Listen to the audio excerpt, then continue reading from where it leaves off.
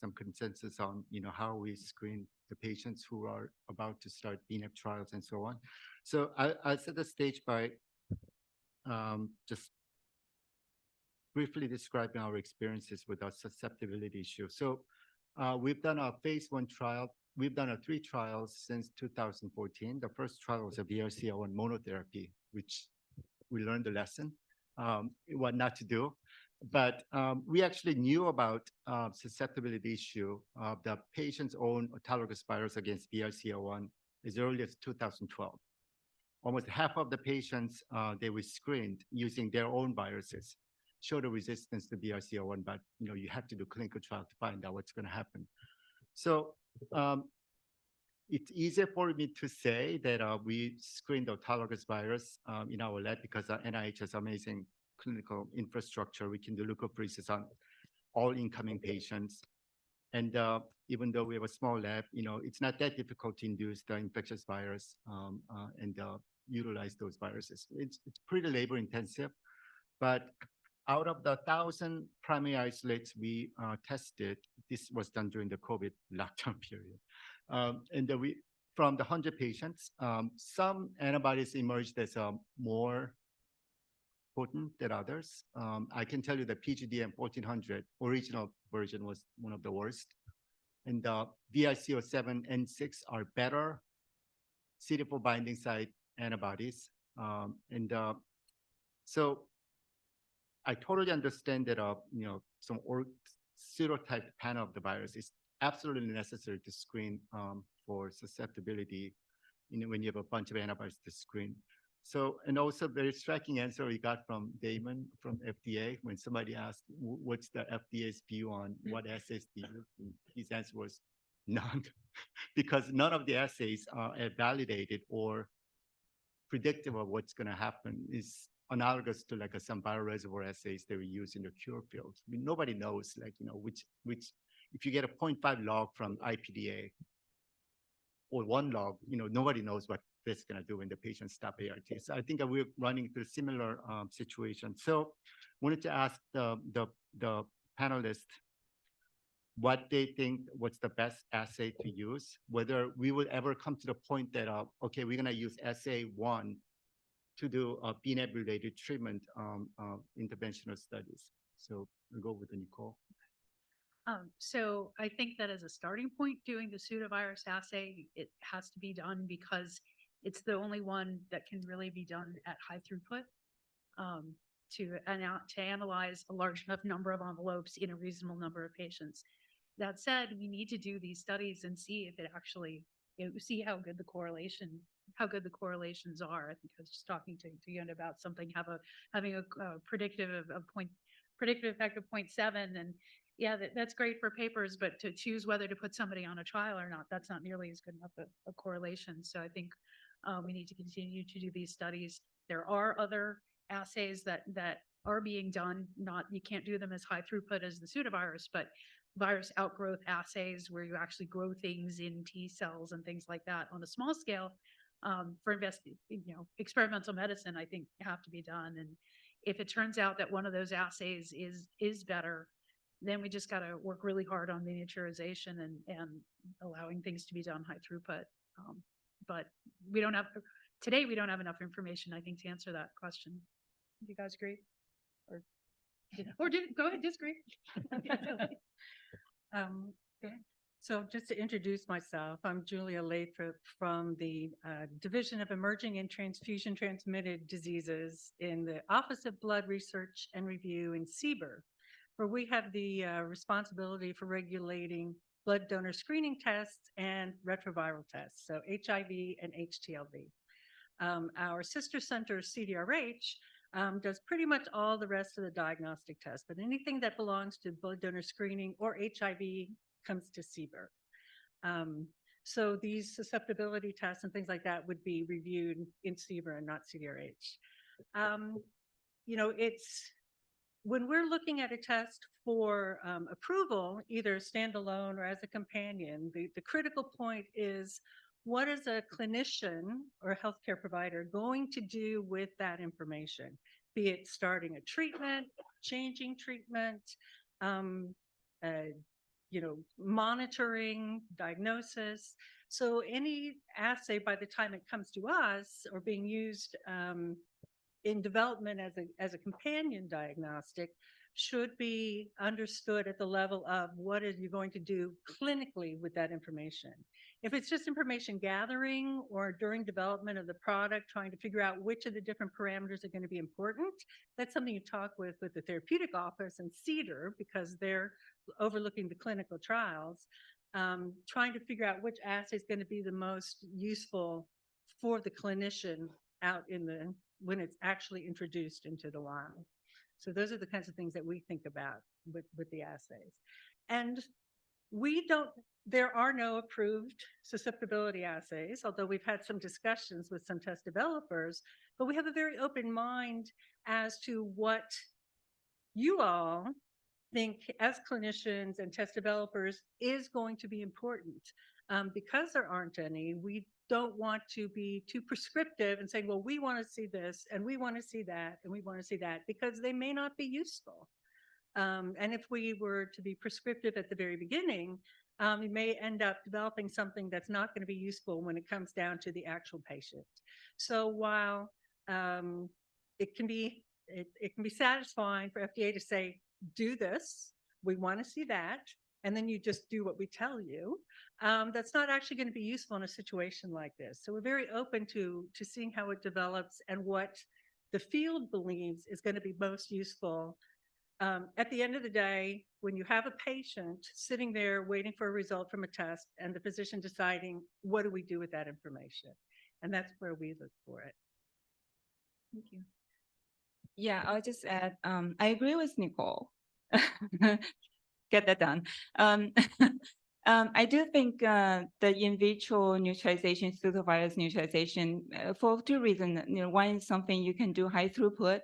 The other reason is for these bNAbs, the main function is neutralization. So, so I think this will be, if anything, this will be the most feasible, likely biomarker to look at. But that doesn't mean that other functions like the Fc effector function, the T cell functions that we spoke about in the morning are not important.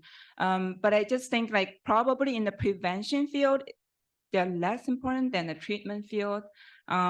In the context of AMP trial that I talked about for VRC01, because it has very limited Fc effector function, so we basically didn't kind of ignore that. I don't think it will contribute much to increase the prediction for prevention efficacy. However, maybe for other bNAbs and especially those with longer lasting that are expected to have more pronounced Fc effector functions, maybe incorporating the Fc infection would be another possibility, and especially at least for the treatment realm. That's what I think. But maybe that's not necessarily that difficult to do high throughput at the clinic site. So that's a different matter. Yeah, so I would put in a plug for the pseudovirus assays for many of the reasons that have been described here. So, when I showed the data earlier this morning about the zidovudine susceptibility testing work that we did, which was very similar to what our lab then did for the NUCA 3001 phase 3 lamivudine trial, it took 8 to 12 weeks to get a result because we received peripheral blood mononuclear cells from the site. We had to grow the primary isolate. We had to amplify the isolate, titer the isolate, and then do the susceptibility test. And the interassay variability was huge. And the big advantage of the recombinant virus or pseudovirus assays, there are really two major advantages. One, they can be automated, and so throughput and turnaround time are remarkably faster. The second is that the reproducibility is much greater and the interassay variation is much narrower because you've taken out the variation in the rest of the viral backbone. You're studying only the insert from, and they're not cloned inserts, they're population, bulk amplicons. And so as a format, I think those are the better assays to move forward with. That doesn't mean they don't require validation and that you don't have to figure out what are the meaningful cutoffs. But from a practical perspective, it's only going to be assays that can be automated and put into high throughput with minimal interassay variation that are going to ever meet the bar. And then the last point I would make, and this probably gets back to things Jackie talked about this morning, we didn't know all that much about the tropism assays when we entered into the development of the CCR5 antagonist either. We knew clearly that the antagonists would only work against R5 viruses, but just how well the Phenasense the trophile assay would perform, or how many minor variants would be missed by the phenotypic assay wasn't known until the trials were done, and even when the phase 3 trials were concluded. Thank you. So another question that I just want to throw up, it's not on the list. The future of the bNAb trials, especially for the treatment purposes. I think Dr. Iran just made a perfect comment about the role of bNAb at this point is a partner to one of the long or more than one long-acting antiretroviral drugs. So I'm a big fan of bNAbs. When we did a trial, very small number of patients, those who had a sensitive virus to 3-BNC 117-1074, they went on and suppressed viremia to undetectable level. We did also low-level viremia. There was no evidence that there's some low-level viremia occurring. Immune system looked as calm as before when they were on ART. So, but we always wondered how long can we go with these bNAbs, and we're using regular version, not LS version. So getting patients infused with antibodies every month is a big ordeal. But he also mentioned that utility of the bNAbs in the multi-drug resistant patients with a multi-drug resistant virus. So we have very limited amount of experience right now. The first patient received not bNAb. It's an anti-CD4 antibody that is not FDA approved yet. And luckily, the patient had a sensitive virus to lenacapavir. So we've been giving this a combination for 32 weeks. And finally, the CD4 rebounded up to 100, and the viremia is occasionally undetectable. So, but the second patient we are about to enroll with the help from VRC, again, the patient had a resistance to everything, all the known antiviral drugs. But when we did our bNAb screening, the patient had a very sensitive virus to many bNAbs, including BRCA7. And the patient had a sensitive virus to 10-74. I think I emailed you, right, Sean? Can we look into getting some antibodies? And get a very good explanation why that's not really feasible. So I think we should probably start discussing use of bNAbs for patients who have no other options. I am convinced that with the right combination of bNAbs, especially the long-acting, which is probably incredibly important for patients with a multi-drug resistant virus, because many of them develop the resistance because they were not very compliant to ARBs. So I just throwing it out to you guys in the use of the bNAbs for treating multi-drug resistant patients and the future of the bNAbs, whether this combination bNAbs is going to be truly able to replace ARBs. So right now, the most long-acting antiviral drugs are lenacapavir.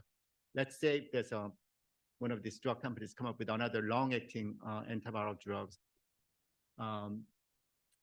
like some different the antiviral drugs. So you can give a two combination every 6 months and completely shut down viral replication.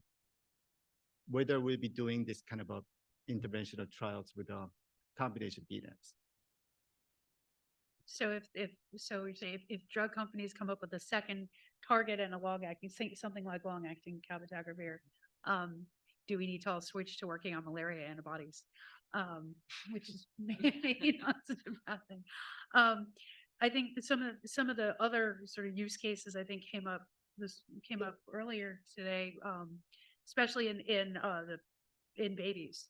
So the dosing and the low toxicity, I think, is still very appealing. I think for the neonatal population and for protection of babies during breastfeeding. So I think there will continue to be a niche for even in your scenario. I think there's going to be a market. There will be use cases for this. It's just a quick comment. I know very, very little about treatment, so I don't want to embarrass myself. I was just asked to present PT80 at this meeting.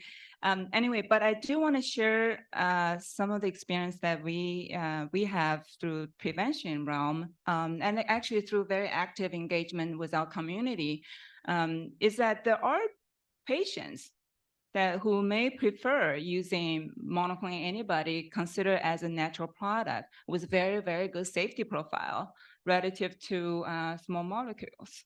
So even maybe there will be very, very successful small molecules developed. Maybe there's still market, there's still desire for monoclonal antibody from the patient perspective. Julia, any comments? Oh. You can talk to like Cedar colleagues on that. Okay. Can I just add to what you said, though? I do think that once the companies have experience with, 100 or 150 people in these phase 2B studies, that we as clinicians and the community should really make a plea for a compassionate use program for the people that you describe. They're not very common. We do compassionate use for other things. We've certainly done compassionate use for, CMV with, the Cidofovir. We've done a bunch of different things for kind of people that really needed them, and it may require a compassionate use program that involves maybe 2 companies. And I just think we should, it's not common, and it requires susceptibility testing, which we'd have to figure out how to do, perhaps. And but I think there's certainly precedent in infectious disease for doing this for people who have very limited treatment options. So I would really, I get now when you're just getting into phase 2B, you may not be ready, but I think we should really continue this discussion, even though it's for a hopefully tiny number of people. Thank you. So thanks, Joe. Thanks, Joe. I was going to say the same thing, actually. There's a small pool of people, and maybe the companies could collectively work with a set of trusted investigators that could work with people on a named patient basis. These compounds are all much more exciting than ibelizumab, and which isn't really being used. It's there and it would be a life-saving option for a few people, but these are much more dynamic and much more exciting compounds. And we all come from the times where we were chasing new drugs and access to new drugs because of people who had real complex treatment histories, and those people are still out there. And sometimes that overlaps with comorbidities that also have complex treatments. And the talk earlier was very refreshing about using this new class of drugs where people are, if they're lucky, they'll have sensitivity and they won't have cross resistance. And so working on a, trusted investigator who understand the complexity of drug resistance and the potential from long-acting formulations would be really exciting. You have a new cohort. So thank you. Thanks. Sean Collins from Gilead. Totally agree. I also agree to some degree on the timing and getting a little bit of data. But in that meantime, I would also ask kind of other people in the room to think about what other pieces of data do we need to treat those people. So individual susceptibility for an individual is going to be important, but what do we know about susceptibility to broadly neutralizing antibodies among people who are highly treatment experienced, who may have multi-drug resistance? So learning more there would be valuable to see if there's an impact on the size of the population. And then the other question I would have that I don't have the answer to kind of to mull over is, if we were to utilize broadly neutralizing antibodies, let's say if we can also utilize with a long-acting antiviral that's approved for that reason, like lenacapavir, do we also keep people on components of their background regimen or an optimized background regimen? And that's just kind of food for thought as we look to actually make this a real possibility. Yeah. And then following up on that, there's we were discussing earlier, what kind of when we're choosing these products, what kind, aside from individual susceptibility, even before then, what kind of panels do we use? Do we use contemporary or older? And there's been a movement to use contemporary and also the transmitted founder viruses. So the ones from the AMP study, not only are they more recent, but they're from very recent infections, and they may or may not have different properties from ones from people in chronic infection or people who are in chronic infection and treatment experience. And so in developing the panels that you use to choose your antibodies, we're as a field, we need to be doing the transmitted viruses. That's what we need to be using. But there's still a value clearly in the prevention field for looking at looking at viruses from chronic infection. So thank you. I hadn't thought of that before. And just a short point is maybe where these compounds are being used for prevention, these would be life-saving. In many of these communities, these would be life-saving treatment options where they're being used as prevention. So developing works with links with researchers in, say, Southern Africa makes ideal sense, where if you've been treated based on WHO guidelines, you could have accumulated much more complex resistance patterns, and that half a mile down the road, a bNAb might be used for prevention, which could actually be a life-saving option for treatment.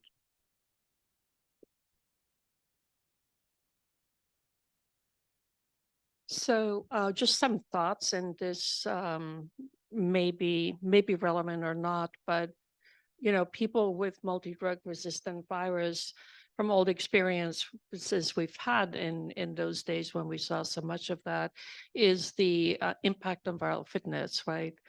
And so with people with multi-drug resistant virus, and again, it maybe this is complete nonsense, but maybe the neutralizing antibody effect will be different just because of the replication capacity of the multi-drug resistant virus. And so I think that is something that should be looked at in some models maybe. And then the other part, earlier today, we talked about the viral diversity and the founder virus and people recently infected versus chronic. And, there's one population that I think would have the most diverse is adults that were perinatally infected. They've probably had, there's people with HIV that have lived a very long time as well, but, they have been infected since birth or shortly after birth. And I wonder if, again, just looking at the diversity of the virus within somebody and looking at the ability to neutralize those, whether that would be a population to look at independently. So just some brainstorming thoughts. So the two short topics I wanted to discuss before we adjourn. So we discussed the minority variants popping up that may not show up at the beginning of the treatment, then becomes a problematic. So I can make a little comment that doing all these autologous experiments, viral experiments, which oftentimes induce like 20 independent clones from per individual. And about a 95% or greater of times, if the one isolate is in fact resistant to a certain bNAb, almost all of them are resistant. Very rarely you see a sensitive virus, like 90% of them are sensitive virus and 10% are resistant.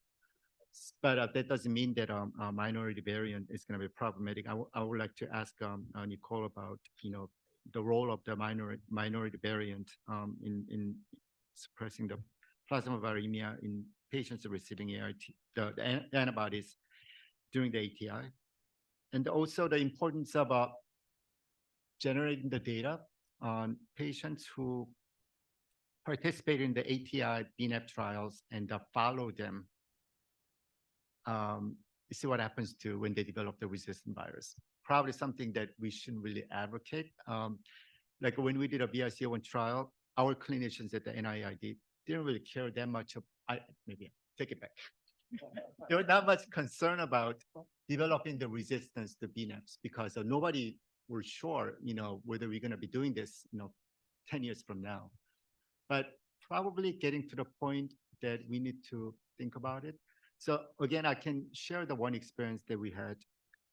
Patient suppressed viremia, plasma viremia for 46 weeks on combination bNAbs, 3-BNC and 10-1074. And as some of you may know, the 10-1074, again, the regular version has a longer half-life. So antibody was lingering when 3-BNC disappeared, and patient developed a resistance. 100% of the virus we isolated from that patient became resistant to 10-1074. And that patient went back on ART. In fact, he just came back to NIID clinic for follow-up. We saw the percentage of the 10-1074 resistant virus dwindling down. And that's probably due to the decay of the bioreservoir. So it was a marker for bioreservoir because he had none of those resistant viruses before. Now he had 100%, it's dwindling down, but it hasn't gone down to zero, as probably nobody expects to be zero eventually. So that's the concern. I wanted to ask question, like, how do we do these trials? I know that Gilead and the other companies are doing this, almost really minimizing the non-ART or non-bNAb exposure. You have a certain cutoff and you just start ART right away. So I wanted to ask you, all three of you, what do you think, in the audience, what do you think about, developing the resistance, trial design, learning something from doing the trials, then letting virus becoming resistant all that? So I think that for some of these trials, it's going to be useful to take all comers, to pre-screen, but not use it to exclude, and then see what happens over time so that we can start to understand, what actually is resistance at a clinically meaningful level. What I've seen in some studies where people looked at the virus that grew out in people who were treated in the context of an analytical treatment interruption is sometimes the phylogenetic tree looks exactly like you would think, that there was one variant in the pre-existing population that was resistant, and then later on that's what grew out. And it's, that's your figure one, right? That's what you expect it to look like. But it didn't always look like that. There were a lot of cases where it didn't look like that at all, where stuff would grow out and it was all resistant to begin and it was all resistant later, or stuff that was sensitive grew out. So it's really, it's at the moment it's unclear with the limited amount of data that we have. So I don't know that we can answer answer that question yet. I mean, my bias would be if there was, 5% or some small percent that's resistant, that's just going to grow out. But that's not necessarily what we're seeing so far. So it'll be interesting to see how this plays out. From our perspective, as these programs mature, one of the critical aspects that we always recommend, which I think everybody understands here, but we say it anyway, is the collecting of samples and thinking through this, so that if you are in the early stages using a particular assay, and then it advances to the point where it becomes a companion diagnostic, and you need to bridge from your early stage data to the actual authorized test, that you have samples available that you're going to be able to do that bridging. If the assays are being done in multiple different labs, which is often the case, and is perfectly fine, that there's a plan in place for gathering that data for the samples and trying to standardize so that when you get to the point where you are submitting an assay, if that becomes necessary, that you're not trying to backtrack and recreate things and figure out what you could have done in the past and losing a lot of time, and it's very costly in terms of time and cost trying to recreate samples and things like that. So having that sort of plan, especially as the programs mature, is really very important to make things easier down the road. Mm-hmm. Yeah, I agree with what Julie was saying. I was thinking, I know very little about treatment, but I was thinking like the mechanisms are very different, right? A resistance to small molecule does not necessarily mean you will have a resistant IC80 against bNAb. So no matter it's a resistant virus or not to your small molecule, you will be able to get an IC80 for bNAb. So hopefully that's still something useful no matter what that is. And but like what Julia is saying, I think gathering the data as we go along, it's really important to understand that. Yeah. Right, and we have looked for fitness differences with, at least in the pseudovirus model, looking for fitness differences in, for example, VRCO1 resistant and sensitive, or whether putting in resistance mutations gave you a fitness cost. And there have been some examples where VRCO1 resistance gave a fitness cost. And so that can be, I know there are some examples with antiretrovirals where you would keep someone on a regimen even if they have some resistance because the virus is less fit, if I understand correctly. So that is something to keep in mind. Yeah, I think that's what we saw in the M trial too, like within the placebos even. You see the IC80 for those, the viral load for the IC80 was more sensitive IC80, and then more resistant IC80, the viral load are slightly different, probably due to the fitness cost. Yeah. I mean, the question is, I mean, there's always the question, is that selection or new mutation? No, and I'm still pretty convinced it's a selection of pre-existent very low frequency variants that you haven't seen in your initial screen. And, you select them out with your antibody, and now, that is the dominant variant right now, obviously, but that would have happened anyways, except if you put so much pressure from all sides that it cannot select properly, which is pretty difficult. Even with 3 antibodies, we've seen that selection happening. So 4, 5, 6, how many antibodies do we need, to keep that pressure that the selection doesn't occur? So therefore, I'm a little bit less concerned that the selection happens, because I think it's not something that we create, but that has already been there before. And we did a monkey study, okay, total different, Shiv, also total different with all limitations. With our challenge SF162P3, that is sensitive in an IC50 normal neutralization assay against 101074, for example, and the monkeys immediately selected immediately selected escape within like 10 days, 7 days, something like that. And then we went back to the stock. They all selected resistance, and we went back to the stock and deep sequencing, and then we found at very, very low frequency this variant actually in the stock. So if that's the same in humans, I don't know. And I don't know how we can test people for every variant that they might harbor somewhere. But I mean, maybe that gives a little bit of this different perspective as well. Right. And so it might be useful for antibodies like 101074, where there are very clearly defined escape mutations. We could do something like deep sequencing and look for that and see if it's there at a low level. Similar to doing sensitivity testing for antiretrovirals. For other antibodies like the CD4 binding site antibody, it's not as clear. You can't just look at a sequence and know whether it's going to be sensitive or resistant. And there are algorithms, but they're not great. And even some of the 101074 resistance is not always immediately apparent. There's one mutation that's really obvious. Same with PGDM and CAP256. There are single mutations that you see and you're like, oh, this isn't going to work. But there are other mutations that are a little more subtle that you might not be able to initially recognize. But that said, for ones where there is it might be useful to do a deep sequencing for ones where there is an obvious signal for resistance. I think some of this is rediscovering what we learned with small molecules and what John Coffin contributed so importantly to in terms of the theoretical basis. We fundamentally know that essentially every single mutant exists in people, because if they've had uncontrolled viral replication for some period of time, every mutation is created every day, and then the frequency of those mutants is going to depend on the fitness cost in the absence of drug, and then the rapidity with which they can be selected will relate to how frequently they are present in the reservoir or in the population as a whole.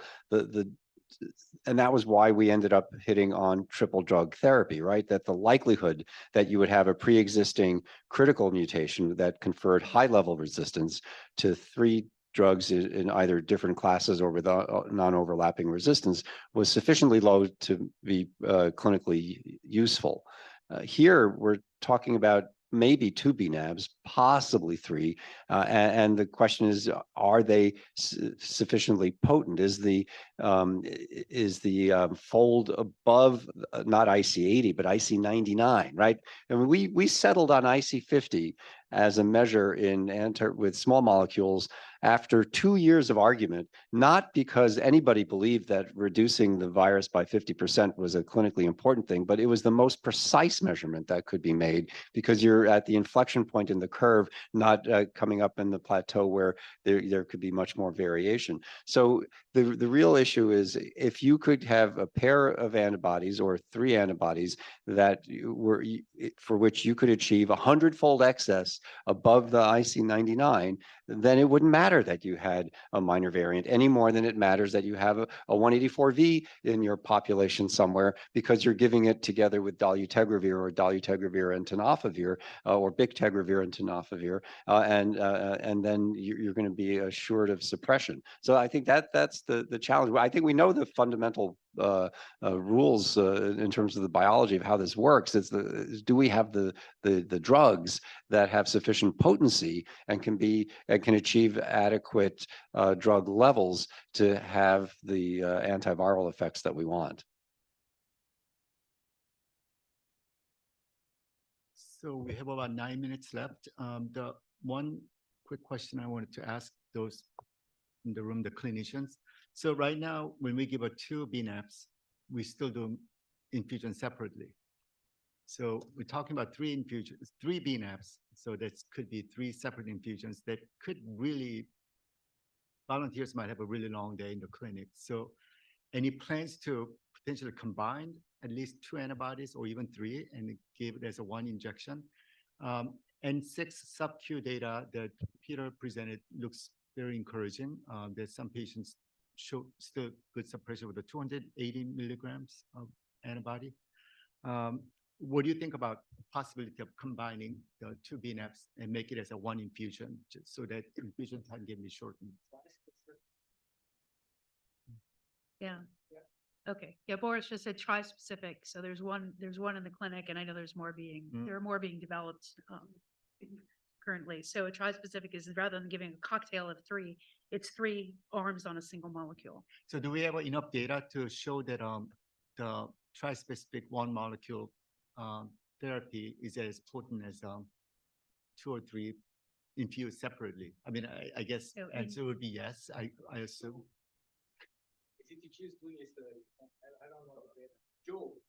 So I'm actually the co-chair of that study with Athletes Cyprus. All I could say right now is that the abstract has been submitted to CROI, and we hope to be able to present some data in February.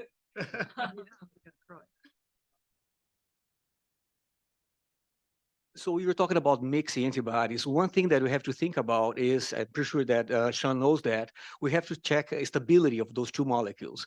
So we cannot just like mix the 2 antibodies and make sure that it's going to work. So the company or companies are going to have to get together, put the antibodies together and see if there is stability, if the antibodies are not going to aggregate after some time, blah, blah, blah, blah. So it is feasible. It's just that, you have to choose which antibodies are going to do it and do the stability test. We're going through that a lot in VRC because we're mixing adjuvants with vaccines. For each one, we have to do the stability test, and the FDA requires that. So it's going to be the same for antibodies. Right. And one of the issues with these antibodies, you have to concentrate them from a lab perspective, it's a ridiculous amount. So normally in lab, we have stocks of 1 mg per mil. In the vial, they're 100 mg per mil. And so the developers have to do, everything has its special buffer and its excipients and things, and they're unique for every single antibody, and they're not necessarily compatible. So whether you can mix them at that high concentration in the same vial is a question for the drug companies to develop, or if they are, when they're that concentrated in the vial, but if you mix them in an IV bag, maybe it's okay, but that all has to be tested, and that is I think needs to be a priority actually, because giving monotherapy, as we said, is not going to work. So for treatment, I think that's a really important distinction, which we'd call co-formulation, or having them in the same vial versus co-administration, infusing them in the same bag, because certainly the parameters around which you are able to do that co-infusion are quite different. And so, I mean, I would agree with you. It's a priority. And Taiwook, thanks for the question to everybody, because anything that can improve the patient experience makes this a potentially more doable regimen. So it's kind of as you mentioned, Lucio, we're kind of working on stability stuff now, at least for the antibodies that Gilead has in the clinic. Any other questions? Okay. Thank you very much for great discussion.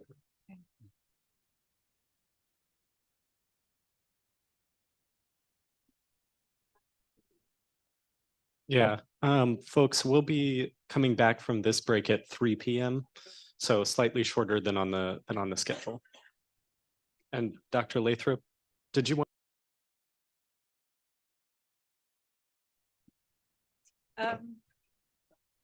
For people who are interested in developing tests, about a month ago, FDA published a proposed rule clarifying the definition of an in vitro diagnostic to make clear that FDA has jurisdiction over LDTs, and also describing the phase out of general enforcement discretion for LDTs. And so I wanted to mention that tomorrow there is a webinar CDRH is hosting to discuss the proposed rule and answer any questions that people have submitted.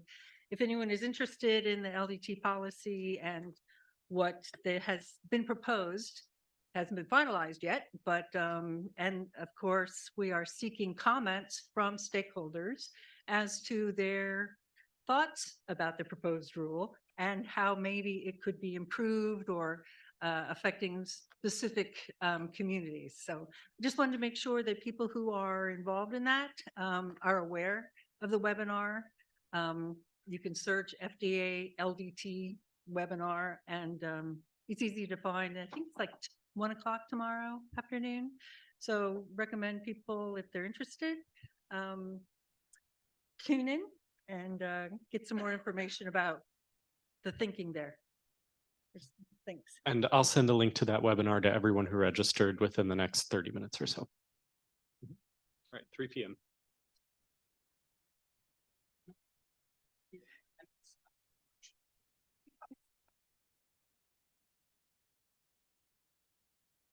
Some interesting discussion, I'm sure. Yes. Wow. You know, like the concentration in the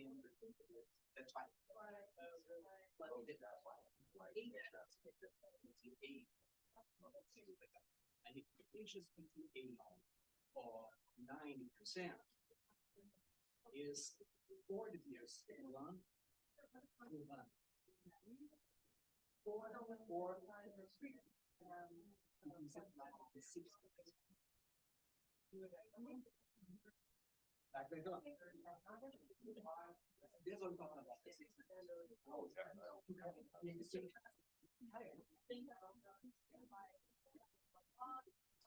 of them are in jail, actually. But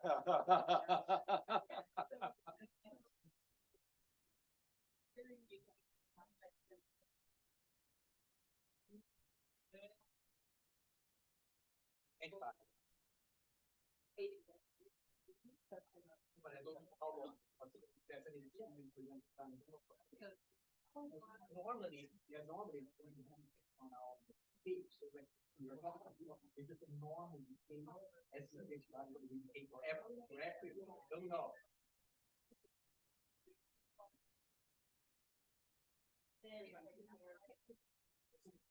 So that's what the question. Well, why? Because you can see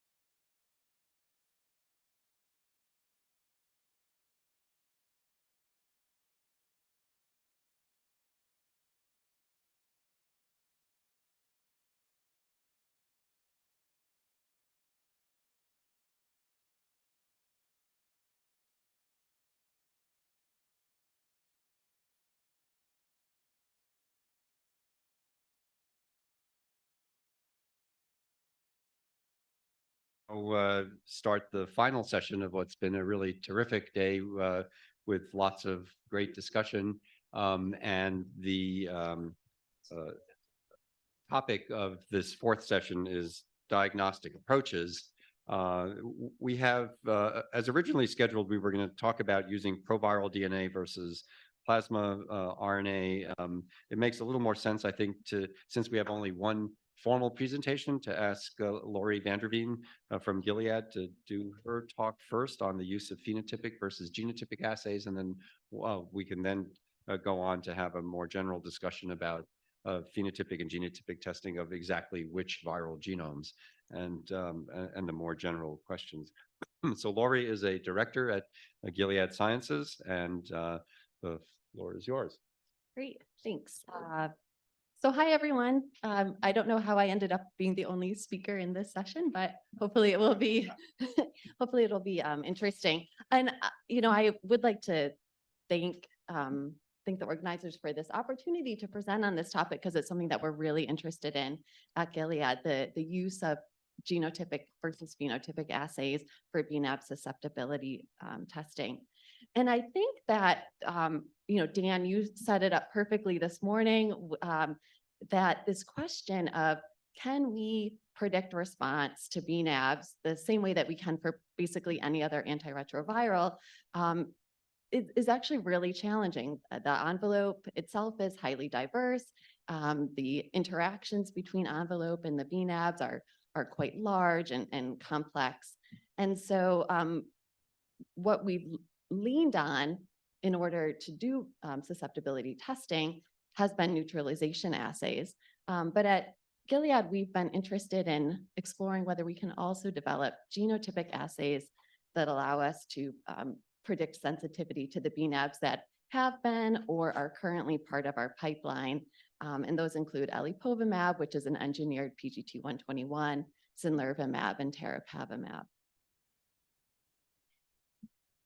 So our early work in this space was greatly facilitated by the establishment of the CatNap database. This has already been mentioned a couple of times today, but this is a database that has correlated viral sequencing data with bNAb, in vitro bNAb neutralization phenotype data. And so using data sourced from the CatNap database, we developed HIV envelope amino acid signatures that can predict sensitivity to elipovimab and 3BNC117. So I'm not going to go into the details of how these were established exactly today, just due to time, but this has been published. And please ask me if you have any questions after. So these signatures each have a positive predictive value. This is the probability that a virus with that signature will be sensitive to the bNAb. So for example, a virus containing the N332 glycan signature has a 75% likelihood of being susceptible to elipovimab. Virus with the N332 D325 H330T63 signature would have a 91% probability of being susceptible to elipovimab. As you might expect, the more complicated the signatures become, the longer they are, the less prevalent they are in viral populations. And I'll also note that although we have maximized or tried to maximize the positive predictive value, these signatures do have a limitation in that the more predictive signatures do have lower sensitivity, and I'll talk more about that in the coming slides. And I'll also note that the signatures developed for elipovimab can also work for other V3 glycan bNAbs, including 101074 and zinlervimab. So we've tested the performance of our signatures using a variety of conditions, different characteristics of patient population, different sample types, and comparing the different assay modalities. So our initial test of performance looked at pre-ART plasma samples from participants enrolled in the Zurich primary HIV infection study. And so we genotyped the plasma virus from 93 participant samples and then applied the genotypic signatures.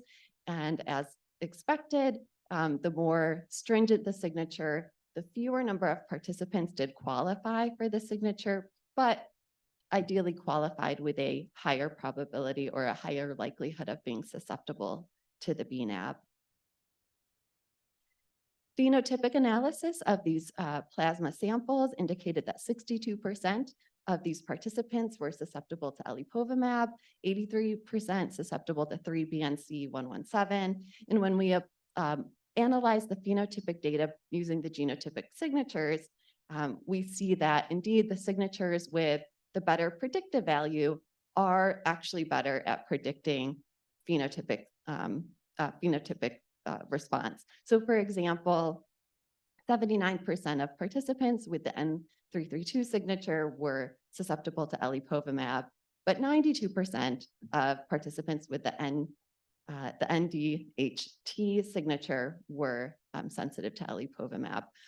I will note, as you can see on this slide, the sensitivity of these more predictive signatures does decrease. So as the predictive value goes up, we start to lose some of the participant viruses that would have been considered sensitive based solely on the phenotypic data. So we next looked at whether we could look at signatures in proviral DNA and if this correlated well to induced virus production, from PBMCs. And we conducted this analysis using samples from a non-interventional study, which enrolled fully ART suppressed individuals who initiated treatment during either acute or chronic infection. The study had a single visit where participants underwent leukapheresis or large volume blood draw, and PBMCs were isolated and then either tested directly for sensitivity to bNAbs or stimulated to induce viral production. When we apply genotypic signatures for predicted susceptibility to elipovimab, we found that in PBMC virus, sensitivity appeared to be greater in participants that initiated treatment during acute infection than in chronic infection. However, we did not see this pattern in outgrowth virus.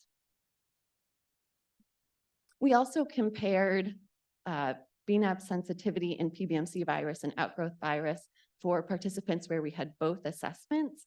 And it seemed that generally in acutely treated participants, resistant or sensitive virus correlated really well in those participants. In participants who initiated treatment during chronic infection, there was actually discrepancies between PBMC virus and outgrowth virus, where a good number of participants had PBMC virus that was found to be resistant to elipovimab, but outgrowth virus that was sensitive. So there is, this indicates that there might be some difference between acutely treated and chronic infection. So we next asked whether we could also apply signatures to whether the signatures that we applied to plasma virus corresponded to PBMC provirus, and if this changed at all during ART. And we conducted this analysis using samples from ACTG, where we received plasma and PBMC from participants enrolled in the A5354 study, which enrolled participants who initiated treatment during acute and early HIV infection. So so plasma and PBMCs were collected prior to initiation of treatment, and PBMCs were collected after 60 weeks of treatment from these participants.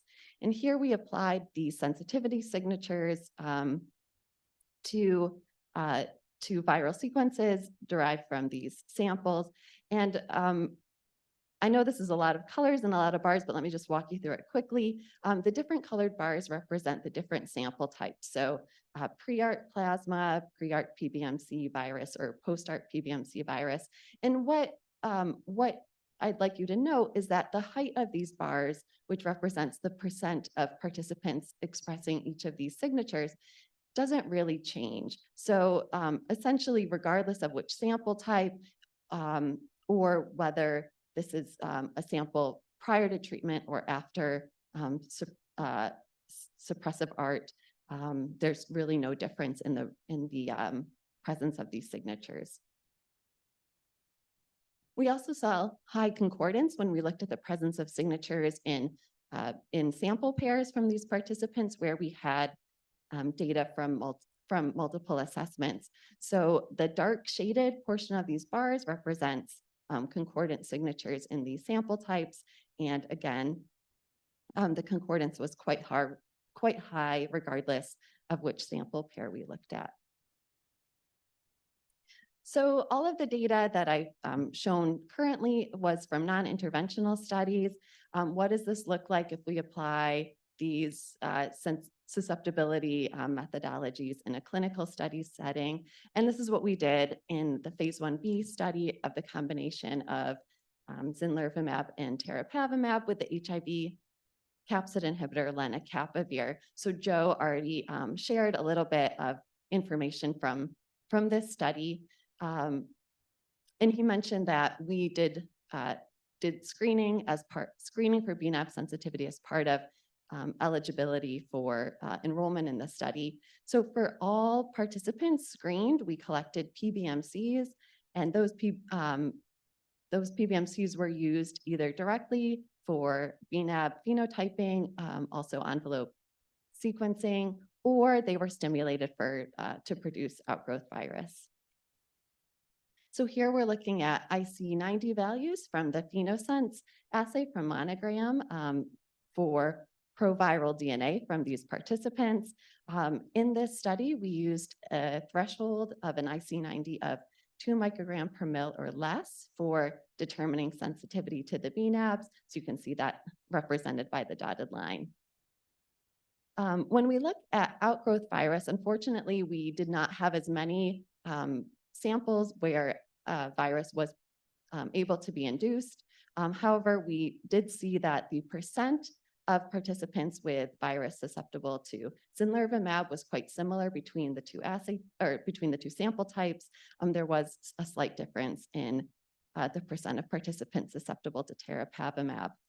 However, when we do a correlation of IC90s from these two samples, we see that the IC90s from individual participants actually correlate pretty well. We also analyze these phenotypic data by using our genotypic signatures. And again, as we had seen in the earlier assessments, the longer, more complex signatures that have higher predictive value were better at predicting which viruses would be sensitive to the different bNAbs. But again, that we are missing the detection of many of the participants that were sensitive by phenotypic testing. So the sensitivity is not optimized. So where are we now? Gilead is implementing susceptibility testing as part of our clinical studies with bNAbs. We're not alone in this. Phenotypic testing is which provides a direct measurement of viral susceptibility, is the endpoint that we use for actually determining eligibility for the study. However, there are questions about the threshold that we use, as mentioned by Peter earlier today. And so this is, clearly also needs further investigation. The genotypic signatures that we've developed do appear to be highly predictive, but again, we're missing a number of susceptible viruses, and in a situation where we already only expect perhaps only 50% or so of participants to be susceptible to both of our bNAbs. If we miss even more, that's really not very efficient. And as has been said many times throughout the day already, I'll just echo it. We need more data. So we need more clinical endpoints so that we can better optimize and refine both our hopefully genotypic assays in the future and our phenotypic assessments. And with that, I would just like to acknowledge my colleagues at Gilead, and of course, our wonderful collaborators and all the study participants who helped to contribute to this work.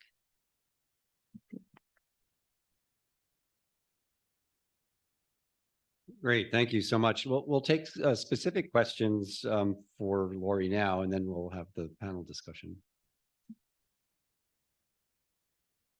Hi, excuse me. Hi, Jan Wosas Vive. Great presentation, Lori. So can I just ask you, that 2 cutoff for both bNAbs, how did you guys establish that? How did you come up with 2?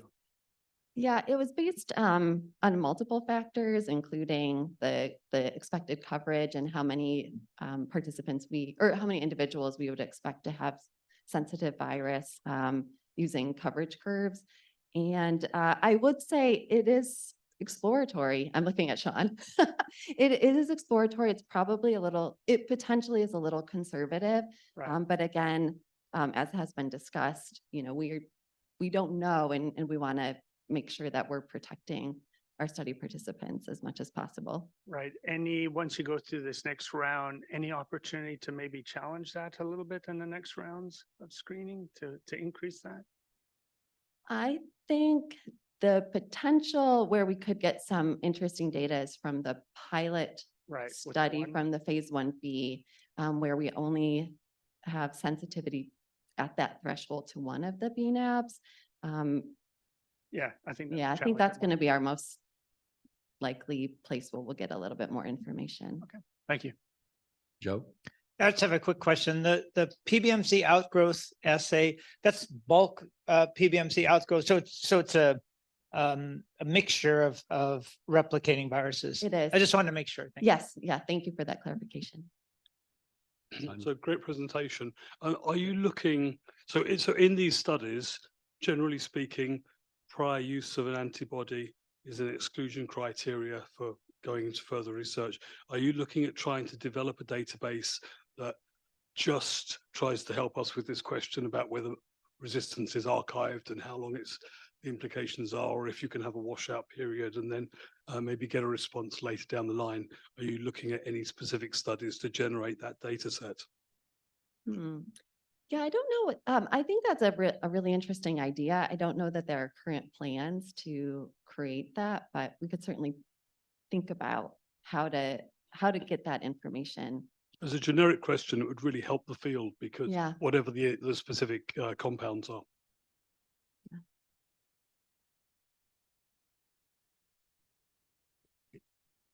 I don't see any good questions online. So if there are no more specific questions, let me ask Laurie to have a seat here and invite Julia Lather back up to participate in our panel discussion.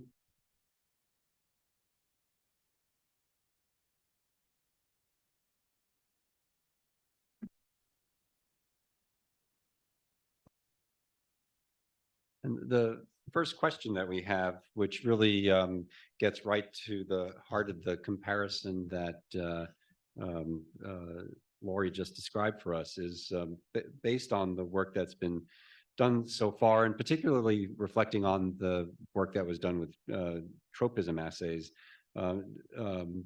Is there a preference for use of RNA versus DNA I suppose that assumes you have access to both, which is the challenge, I think, with many of our current studies. And does the use of proviral DNA seem to be a viable path forward for bNAb susceptibility testing? So maybe we take those in as two different questions. The first is, can you rely on DNA to the same extent that you can on RNA? Yeah, I think that's a really great question. From a practicality standpoint, as you mentioned, it's probably going to be challenging to actually acquire plasma from most of the individuals that we'd want to consider switching for a treatment regimen with a bNAb-based regimen. So it might just come down to we only have proviral DNA that we can utilize. That's going to come with its own complications. It's already been mentioned by Jackie, the sampling bias. There's especially with individuals who might have initiated treatment during chronic infection, where we expect that there's going to be greater viral diversity. It will be hard to know if we're adequately capturing all of the potentially resistant minor species with a single blood draw. And I guess conversely, the people who start therapy very early, as we found in our infant study, some of them have undetectable reservoirs. So there's nothing, not that they don't have virus, but you just can't access it, or provirus rather. Yeah, and another interesting complication. Go ahead. From our perspective, whatever you want to use and develop and validate is acceptable. But of course, the more steps there are, the more biological variability there is associated with the sample type, for example, sampling bias and things like that, the harder it is to validate it so that your test is precise and reproducible, so that when it's rolled out generally, that it's going to be robust. So those are concerns that we tend to have is it going to be reproducible? And the more complex it is, it can be more challenging. Because you need to evaluate all the different areas of potential bias and variability. So from the very beginning of sample collection, all the way to the reporting of the result, we consider a test to be the entire workflow. So there's no point at which, well, we don't care how you collect the sample. It's only what is the result of the assay. Sample collection is included in the variability. And so all of those different aspects need to be addressed. Yeah, I think certainly, with standard resistance testing, the issue, whether it's genotyping or phenotyping, the issue has always been if you find it in proviral DNA, it's probably there. If you don't find it, you can't be certain that it's not there. So it's a real challenge, and would depend a lot on the size of the reservoir and individual participants or patients. I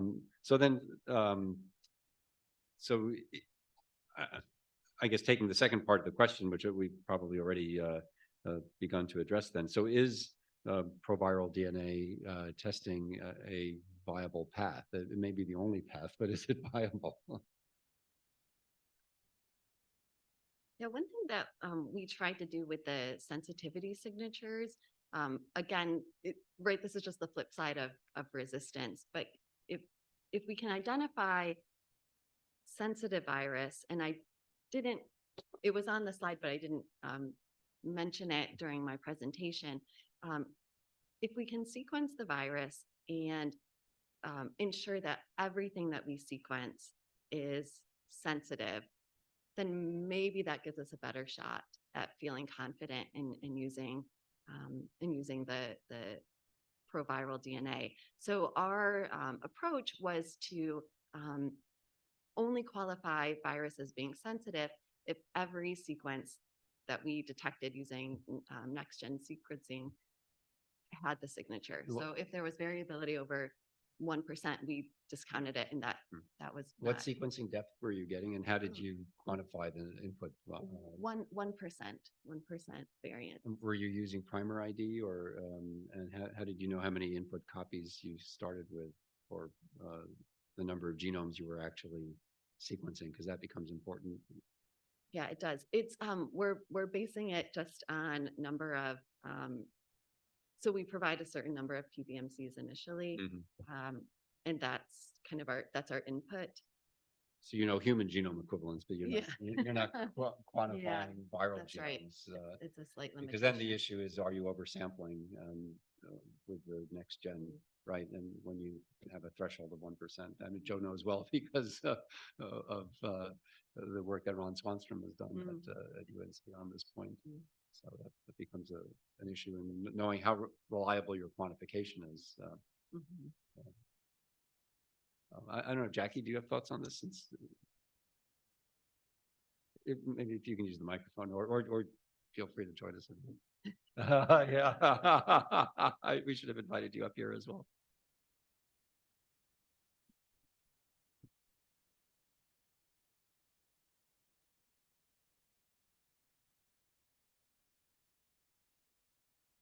Thanks. So John Timmer in our group evaluated the use of DNA for deep sequencing, actually to support one of your studies originally.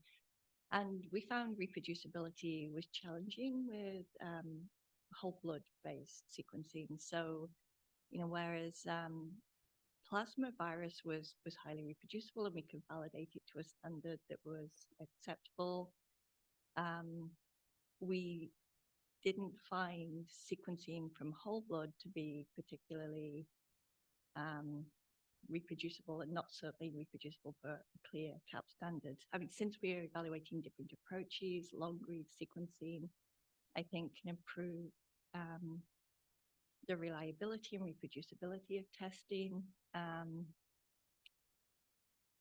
Use of PBMCs instead of whole blood, you're concentrating the template. So I think that has got benefits as well. And for our phenotypic assays, we request PBMCs instead of whole blood again because of that, the template concentration. But yeah, it's definitely more challenging from the DNA reservoir. Phenotypic assays are much more forgiving. So, we can reproducibly detect resistance with phenotypic assays. So from the DNA reservoir, again, we preferably use PBMCs, but whole blood has also performed quite well. Richard Harrigan has a comment in the chat. Richard, do you want to unmute and?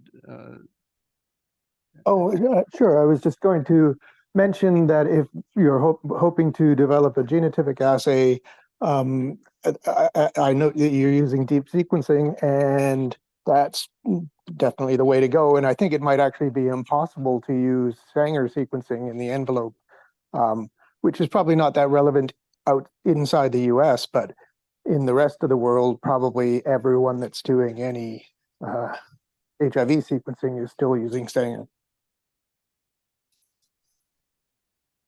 Depends, I guess. I think in some places in South Africa, they're doing quite a lot of next gen sequencing, but you're right, Richard. And then, Chris, yeah, I had to decipher who Petropsy was, but it's Chris Petropoulos. Chris notes that whole DNA sequencing is complicated by the APOPEC hypermutation. Chris, did you want to comment further?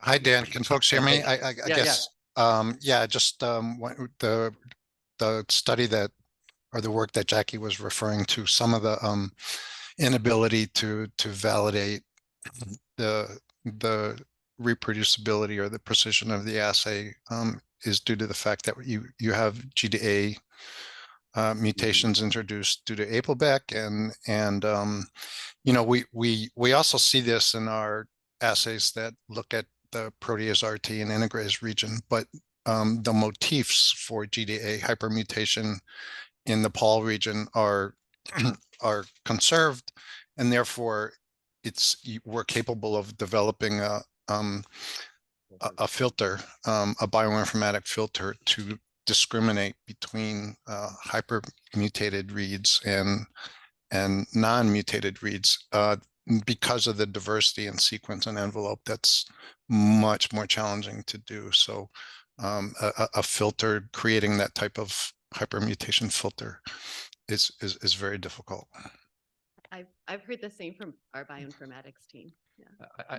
I suppose one of the reasons why you have better success with phenotyping than genotyping with DNA is because you only really measure the amplicons that give you viable or competent pseudoviruses, right? Yeah, that's exactly right. Immediately yeah. filter out all the garbage. Yep. Whereas it's so your much dead harder. viruses aren't producing any luciferase. Yeah. Yep. Yeah. Yunda, did you want to comment? Good point. Quick question, maybe I missed in your presentation, which was very clear. So the viral genomes is it including ARM sequences and GAG, NAVTAG and everything? I should have emphasized for this analysis, we were only looking at Only ARM. Okay. So, but then you look at GP160, 20. Do you look at, like, for example, in addition to these positions, and do you also look at like the length of GP120, for example? We do as well in terms of coverage and we do get a full sequence. We look at coverage at each position. That's not part of our analysis for the sensitivity signatures, but we do have that information. Right. So as additional predictors, you may increase your prediction performance, including additional information in addition to the individual sites, right? Possibly, yeah. Yeah.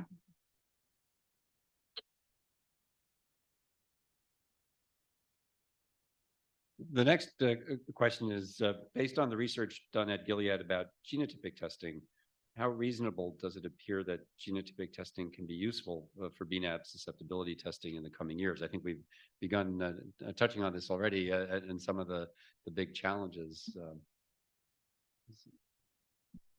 We'd love to have a ready to go genotypic assay right now for our bNAbs. I think the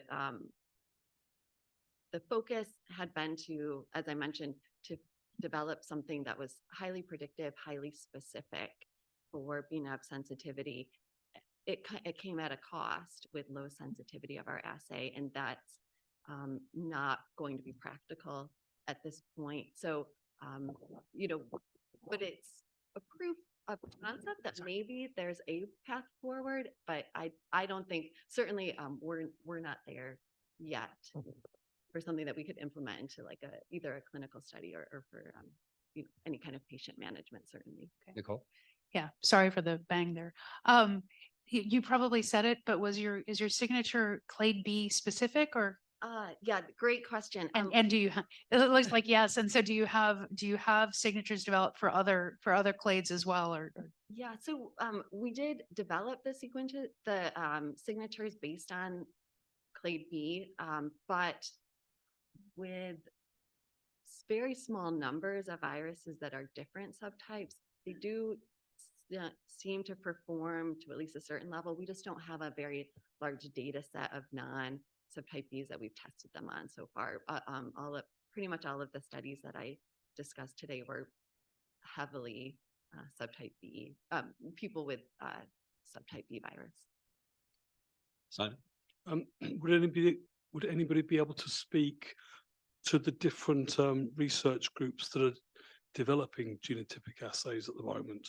So is the work is the test that you're working on different to the one developed at the Nussensweg lab, and is that different again? So I think in London the Rio study has got the Oxford lab there is developing genotypic assays that are used to screen our patients and participants.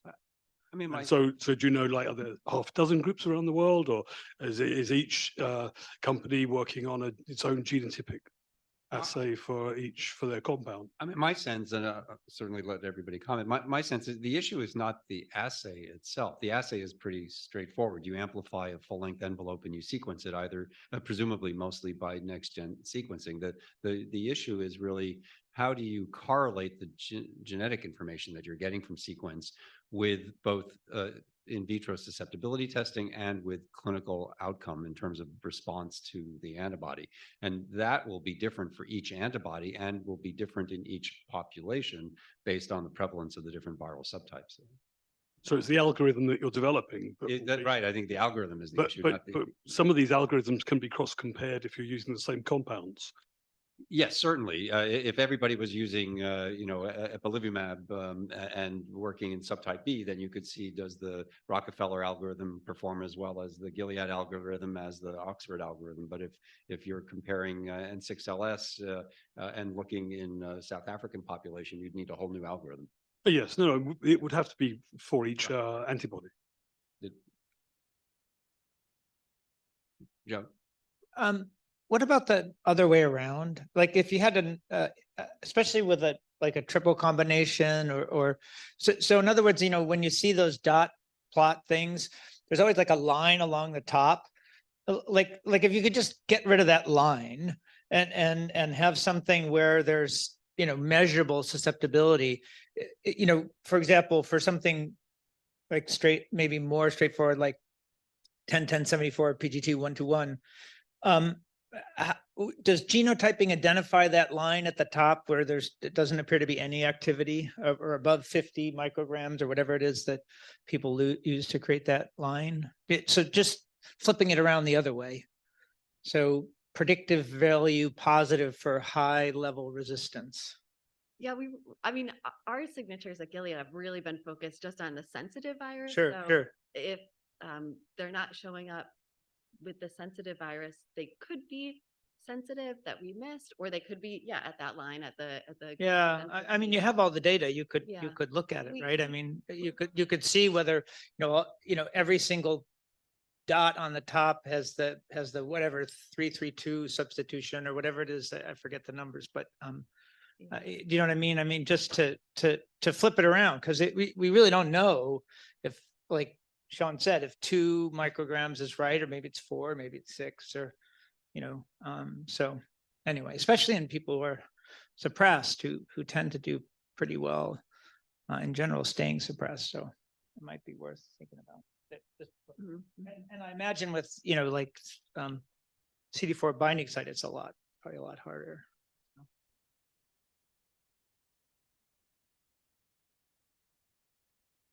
Other thoughts on this point? Then the last question that we have to lead off this discussion is, considering the experience with the viral tropism testing, and I guess this is for you, Julia, how does the FDA consider genotypic testing for HIV treatment? What considerations are there for including or not including genotypic testing for HIV in the context of bNAbs susceptibility testing? So, so a companion diagnostic is a test that is essential for the safe and effective use of the therapeutic product. And it's really up to CDER to decide if a test is essential. And being essential, again, for the safe and effective use means that you have to have the test because of safety issues, like HLA testing for abacavir, to not give it to people who are hypersensitive. So that's essential. Or effective, so not giving the therapeutic to people that aren't going to respond to it. But so we look at it by risk and benefit. So if there is some benefit and very little risk, it could possibly be the case that we would like to know, but we don't have to know if what their signature is. In which case, again, that's a decision that's made by CDER in looking at the data and everything. But in terms of it's a decision if you have to know the result, the answer. In which case, if you do, then it's while during the investigational period, it's an investigational device and you're working on the test as you're working on the drug or the therapeutic product. At the end of the day, in order for that therapeutic product to be used for patients, it requires a test that can select the patients. But it's really a balance of the benefit and the risk. And for the drug, it's obvious. For a test, benefit and risk is based on what is the risk to a patient of a wrong result. So it's rare, especially in IBD world, that you have a risk of actually running the test. We're not talking about brain biopsy. But the risk is, what if the person gets the wrong results? So the test says that you are susceptible and you're not. What is the risk to the patient of getting the drug when they shouldn't be getting it? If it's got a very, very safe profile, the risk may not be that significant. On the other hand, if there's demonstrated no benefit, then no risk is really acceptable. But so when we look at it from that balance, from the perspective of the patient. What is the risk if they're a false positive or a false negative or susceptible versus resistant, either being denied a treatment that they need or getting a treatment that they are not going to benefit from. So that is how we think about them in terms of the development of these assays. So when you're developing them, thinking along those lines, do we want a therapeutic that's going to require a test? Again, essential is the critical word. Or it would be nice to know, but it's not essential. And that's discussions you have with CDER. Sure. So just with respect to efficacy, I think an easy way to think of it is if you needed the assay to achieve your primary efficacy endpoint, you're probably going to need it for a companion as well. Right. So those are things to be thinking about early days, just making sure that, the samples are being banked appropriately. There are vast sample banks out there that are actually not useful because the samples weren't annotated properly or weren't stored properly. So it can't be used. So thinking those sorts of things, at least keeping them in mind during the development as to where you want to end up is really very important. And of course, anybody who ever has any questions about that can come and talk to us and ask us. In device world, you can have as many meetings with us as you want. We don't have just one pre-IND meeting. You have a pre-sub and you can have as many supplements to that as you want to try and figure out what it is you need to do. I think this gets back very much to the point that Joe was making earlier in the day, that it really depends on the context in which you're using the bNAbs. If people were using bNAbs as rescue therapy and people who had no other therapeutic options, it wouldn't be very different than the way in which we used darunavir or tipranavir or etravirine as salvage agents. We had some algorithms that helped us figure out which viruses were likely to be susceptible, but there was no guarantee, and the susceptibility testing was no guarantee either. It told us reliably if the virus was susceptible or not. Didn't mean the drug was going to work in the context of the regimen. And so it was never a required companion assay, although it was always desirable to have that information. On the other hand, if you're using a bNAb to administer together with a small molecule, especially one that is in a class that's widely used, and you risk resistance to the small molecule and potential loss of that class of agent for other therapeutic settings, that seems to have a higher threshold in my mind, at least. And I think that's what the points that Joe was bringing up earlier in the day. Right. So it's all about, what are the possible adverse outcomes if the test is wrong, that we think, the way we think about it. Yeah, because I think here, safety from the classical adverse event profile kinds of things is probably going to not be a huge issue with the bNAbs. Safety from the perspective of what has it done to my therapeutic options is another way of thinking about safety here, and is really more related to its efficacy, the cost of failure, right? Other thoughts on this point? We have lots of time. So although I don't want to just keep people here for the sake of staying here, if there are other issues or if there are points that were discussed earlier during the day that merit some additional discussion, certainly open the floor to anybody who wants to amplify on those or bring up other items for discussion. Yeah, this is maybe not related to this topic, but I haven't heard it discussed today, and I'm curious about, has there been any thought about the use of long-acting antibodies, either with LS or other mutations, and the impact on being able to use those same class of long-acting antibodies with a different specificity later in life? In other words, will ADA responses potentially used if develop if an antibody is used early in life that may preclude other classes of antibodies with the same long-acting capacity to be used later?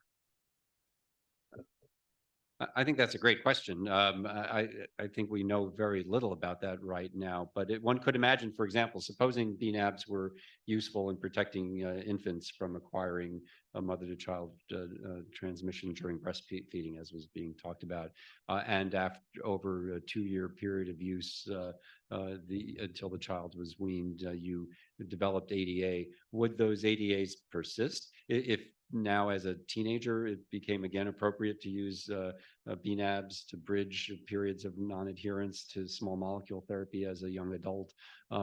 Would there be less efficacy? Nobody, I don't think we know the answer right now, because who knows if those antibodies will persist, and whether if you use different antibodies, whether you would end up with cross-reacting antibodies. But Lucio. Well, we haven't seen any ADA with our antibody so far. I don't know if with N6 or you guys, really zero. The only ADA that I heard of, you know as well, Dan, and it's going to be shown later. So I don't think that that's going to happen. I mean, we gave Verso 1 several times for 2 years, and we still haven't seen anything. So I don't know. I think that is a very good question, but so far we haven't seen anything that you can use to judge if that's going to be important or not in the future.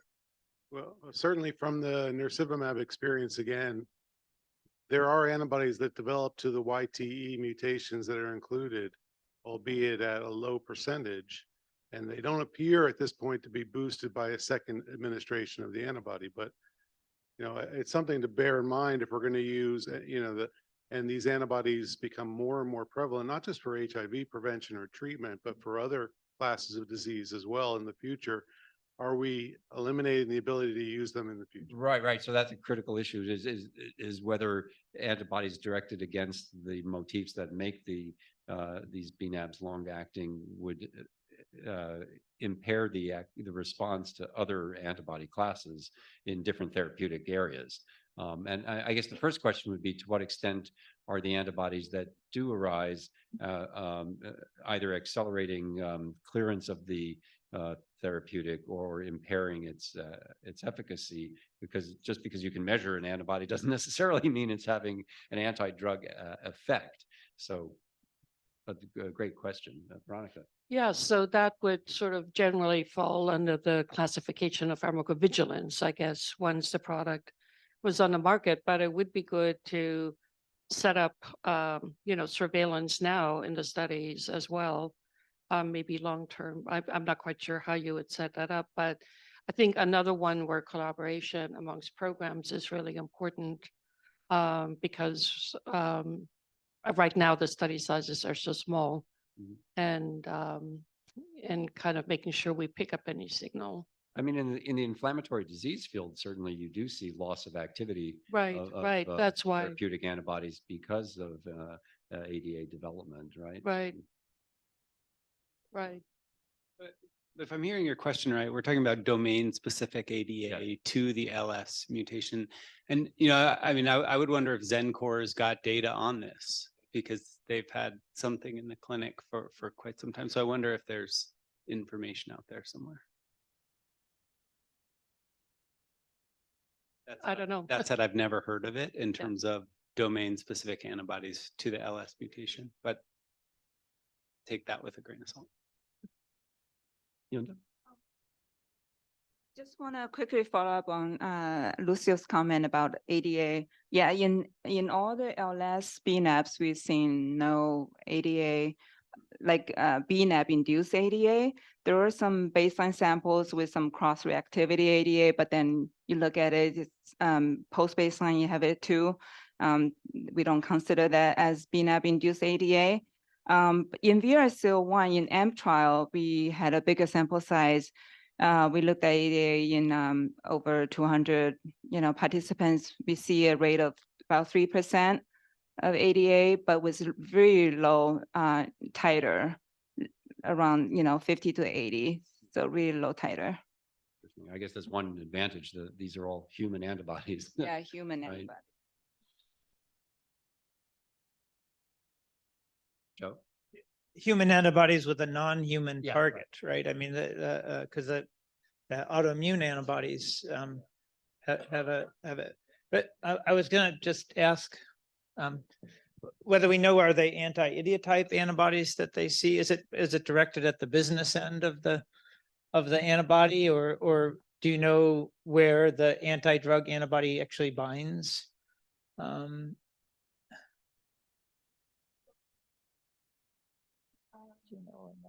The actual ADA has the neutralization capability, it binds. But like mentioned, the neutralization titer is really low for those ADA. Yeah. Sorry. They bind. I think they bind, and they can they have neutralization activity too, but the titer is really Real low. low, I see. Yeah, yeah. So And- they and it's neutralize very the transient. neutralization. Is that what you're saying? I hate to. They neutralize the neutralization. They block. They neutralize, they bind, they neutralize. Yeah. But it's very transient in what we saw in AMP. Like you see one time point has ADA, the next time point from the same participant, it's gone. So you just pretty much see one time point has this very transient ADA.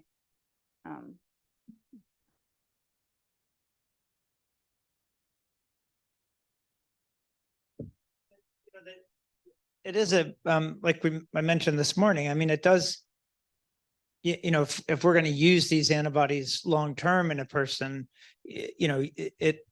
whether it could evolve over time is something that is worth thinking about. And, how long do you, like if, someone does a phase 2b study and it seems to work, do you, how long do you follow people, or when it gets approved, should there be some long-term monitoring to see and whether that should be done or not? I don't really know. I mean, I don't know, Dan, the study that we know was submitted to CROI, but we don't know what's going to happen to it. The tri-specific, you wonder whether something like that would be more at risk. Is there any Well, reason? I mean, there's certainly good theoretical reasons to be more concerned about synthetic antibodies, right? And so even though the tri-specific that was studied included combinatorial domains from VRC01, PGDM 1400, and the 10E8, Right. and even though each of those domains came from a human antibody, the combination of them all in one molecule is certainly not a naturally occurring antibody. And so one could imagine that such an antibody, and it also has the LS modification, would be more likely to induce ADA, whether that affects the pharmacokinetics of the antibody or not, or its neutralizing activity or not, are important questions to be addressed.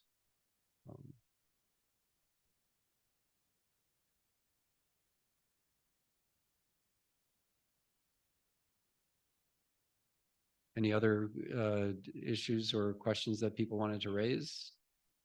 If not, I think I'll turn this to Veronica to close the meeting or make any summarizing comments. So thank you to the panel. So actually, if I could get all the moderators up, so Boris and take one, and Dan, yeah. that way we can kind of summarize each session a little bit and get your thoughts here as well.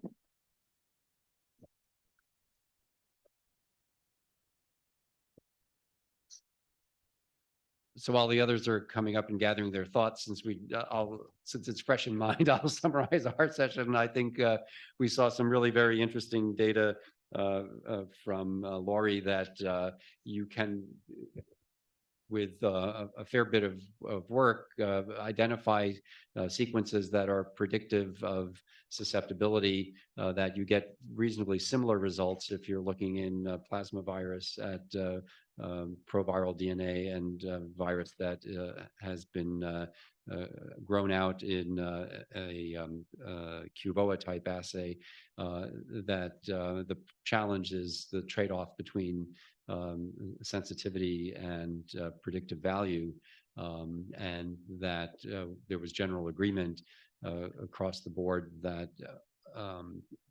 although plasma HIV RNA is a much easier and more desirable substrate to work with, because by and large the use models that we're thinking about for the use cases for these bNAbs would be in people who are virologically suppressed, that for better or worse, we're going to be stuck trying to sort out the susceptibility of patients' viruses using proviral DNA. And then whether or not a test is going to be a required companion assay will depend very much on the ultimate use of those antibodies in the clinical context, and will have to be a future discussion among clinicians and drug developers and the regulatory authorities. Right, and I think it was also important to hear about the recommendations for what we do with samples, think ahead, how we store them, etc. Go back and be able to retest. I think that was some very, very useful recommendations, very practical, pragmatic. So thank you. Anyone else would like to add to this? So Tim, you've been unusually quiet. I've been worried about you. What are your thoughts? No, I would like to make a comment about the safety issue. I do think that any long-term phase 2B study, I think really needs to follow people, I would say at least 5 years, because we really don't know what's going to happen over time. It's so different than our small molecule therapy. There's the issues of ADA, there's the uncertainty about the pre-existing resistant viruses. I think we really need to have really long-term data to see if this viral suppression is sustainable. And then the issue about testing or safety, I do think that we're somewhat hampered by our viral load testing, that we don't really have a home-based viral load testing where people could be tested frequently on these very novel therapies. So you're going to have intermittent testing, and if you have a riskier therapy, there is the risk of viral rebound, the risk of onward transmission, the risk of inflammation, and I said earlier. So I think all of that needs to be kind of calculated into the risk benefit assessment when you're thinking about this. That being said, I think the all bNAb therapy applied more broadly with frequent viral load monitoring would be really a great way to understand the testing and understand how we predict success, and hopefully would identify a regimen that would be 2 or 3 bNAbs that could treat a good proportion of people. We didn't talk at all about like approval and that sort of thing, but I think it's really interesting to think ahead of what would a successful phase 3 all bNAb regimen look like. What would you think? Is it you really have to do a switch study where 95% of people really become or maintain viral suppression? Or would we be happy with, oh, no, some people fail, but they can go back to small molecules. And then we have this about 50% of people that can be sustained on bNAbs for years. Is that a success? I don't know. It's really interesting to think about. Great, thank you. Thank you for those comments as well. Anyone else has comments on this last session about the diagnostic approaches and what's needed? just talking about the longer term follow-up, that's another CCR5 lesson, right? In terms of the long-term study, the cohort follow-up that was implemented to look at the longer term impact of CCR5 antagonists on risk for cancers and infections. So maybe this is a little bit similar to that as well. Good. Any comments from our community participants? I mean, we're all community. We're all one community here, but Simon, Richard, or Nizam? Good. Okay, good. So I also really wanted to pick up on Joe, and he mentioned that several times, but since he is no longer here, really thinking about compassionate named patient use for some people who really have a very hard time because they have so much viral drug resistance, which again reminds me of tipranavir and the risk of getting the test wrong. I mean, that was a pretty toxic drug. So to get the test wrong and then be exposed to a liver toxic drug, so that was kind of part of the risk of when a diagnostic can be risky. So this, then let's go back to, we'll kind of go back in time here. So the session on the measurements of susceptibility. What are your thoughts? Taewon on that? Taewok, sorry. So pretty much what I expected to hear from the audience. I'm a little bit biased in terms of what to use. Again, it's not practical. So there's something about the working with the live virus that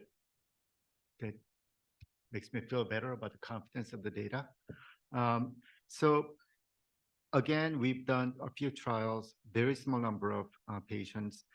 Of 20 patients we prospectively looked at, so one of them was a randomized study, so we did not look at the resistance at the beginning because it's the purpose.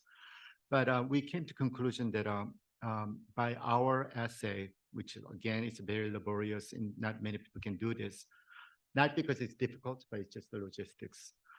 We were able to 100% predict that who's going to respond, who's going to fail. And even the one patient, he was an early treated patient, had an extremely low viral reservoir. We ended up getting one infectious virus from like something like 300 CD4 cells. And it was IC80 was about 40 micrograms per mil. So that, to me, that was just goner. And of course, his viremia rebounded right away. But good thing about the combination study is that only 8% of them had a resistance to both antibodies. I'm talking about 3DNC and 1074. So if you look at the individual IC80 by screening assay, no matter what you use, it's complicated because you have two antibodies working together. But the ones that had above 10 micrograms of either antibody, when they did ATI, they rebounded. So 3 antibodies involved, it gets more complicated. But getting back to multi-drug resistant patients, so we had 13 MDR patients that NIH previously worked with the patient's bias. First patient, we did the bNAb resistance testing using infectious virus and whatever we can grab depending on the variability of the clinical grade antibodies. The first patient had a resistance to every single bNAb. So we were very discouraged. But turns out that there was the exception. So 12 of the patients we looked at, with the existing antibody cocktail, there's a chance that, that particular combination can benefit patients. So we're very happy about that. But in terms of the susceptibility testing, these individuals had high viremia, as you can imagine, pretty much all above 50,000 copies. And then we were able to do the assay using 5 million PBMCs to induce the multiple isolates. So we didn't really have a time to send the virus to Monogram. I'm trying to save money, but we'll be able to tell whether this approach will work. Honestly, the last thing we want to do is give bNAbs that patients have a resistance to and even narrow their options in the future. So we're dealing with the patients with a resistance to iberdomide and lenacapavir and every known antiviral drugs. So we shall see that we should start getting some data in the coming weeks, whether BRCA7 and the anti-CD4 antibody, the combination was able to reduce the virus. But to us, the getting the answer susceptibility test results out by doing the internal assay rapidly, I think that was beneficial to moving forward. Great. Would you recommend that there also be a collaboration across programs by testing the same samples with the different kinds of assays and sequencing? So listening to Lori, and I know Sean and many people at we have a large collection of PBMCs, pre-ART plasma, and infectious virus. Infectious virus wise, we have about 1,000 isolates from 100 patients. They are elite controllers, slow progressors, early treated patients, and chronic treated patients. So it's a lot of work for us to gather these samples for collaboration, but listening to your talks, I mean, I'd be happy to collaborate with anybody who is interested in further developing or validating their assays. And I truly believe that all assays that we talked about today, in the end, I think they will correlate at a certain extent. So same thing with the bioreservoir assays. You know, people argue about whose assay is better. And at the end of the day, they all correlate pretty well. Some assays correlate better than others, but I think all the assays we're talking about, it's important to maybe gather a lot of samples and try to get a best correlation between some couple of assays and find out which one is better so that we utilize that assay consistently. Great. Any other comments from anyone else on that? What was session 3, measurements of susceptibility, PT80, ID80, IC80.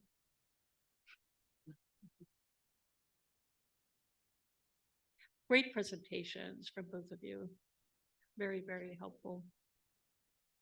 Good. Okay, then let's move up to session 2. And Boris, what were your key takeaways from session 2?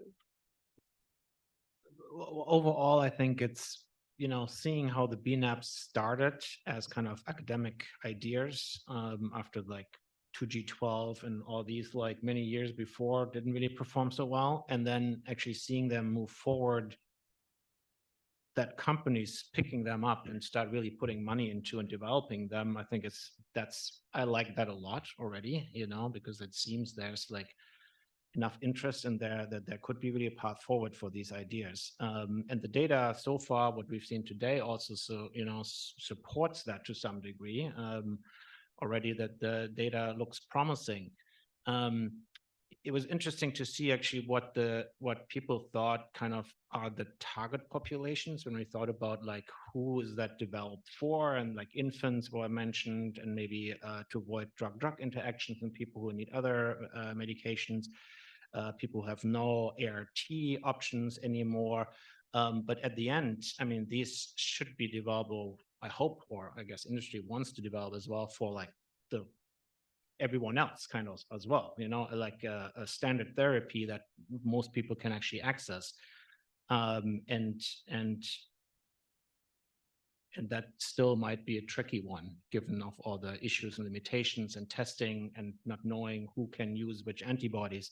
But I thought that it was a very, very fruitful discussion and very nice data also to see that, you know, the further development from IAVI and making these parental antibodies now even broader and more potent, and really trying to get like this pressure of like combination antibodies if we use them alone, or use them with ART, as you know, N6LS, for example, or the Gilead antibodies, to just keep that pressure to avoid these low frequency variants from being selected and then escaping. You know, as I mentioned, even if with 3 antibodies, you get like, at least the combinations we're testing, you get like 50% of your cross-clade strains from these standard panels are susceptible to 2 of the 3. So that's already like kind of where we want to head to. But even if that's the case, you still can get relatively quick selection if the PK of these antibodies is not perfectly in parallel, and if one weans and all of a sudden you're in dual or monotherapy, and all of a sudden it doesn't take long and bang, you have escape. So I think there's still work that needs to be done in that direction. Great. Any other comments from the group on that session? I thought it was just really nice. I mean, I've seen the papers and heard different presentations, but to have it all kind of condensed in one session today, that was really, really nice.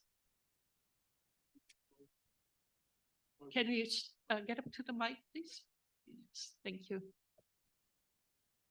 Just to keep a global focus on different regions. The global focus and right. So limitations of a phenotypic test in Right. just one region. Right, right. Very, very important point. And so for session 1, I think some of the main takeaway lessons were that that we need to take every source of data that we have and start learning from it, collaborate, set up databases that the kind of community of researchers has access to really try and get better at interpreting the phenotypes and the genotypes and viral rebounds or not, et cetera, to kind of make better sense of some of what's happening.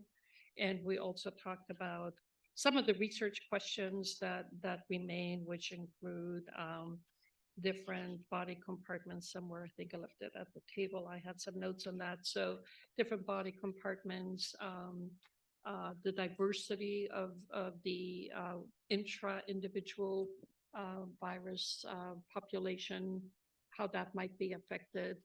But really, I think one of the major points that came out there, out of that session, was really that need for collaboration across the different programs. So I would like to, again, I don't want to put people on the spot, but maybe I will ask our industry colleagues, just give you the heads up. And then also our FDA colleagues, are there any questions from today's session that you felt were not answered, that you think would be answered better, or would like to have follow-up conversations on? So Vani, why don't I start with you, or your colleagues at Weave, and then Sean? Thanks, Veronica. So when we first came to you with this request to hold this series of workshops to get us all on the same level field, I don't know what we expected, but this is fantastic. The day has been really filled with discussions.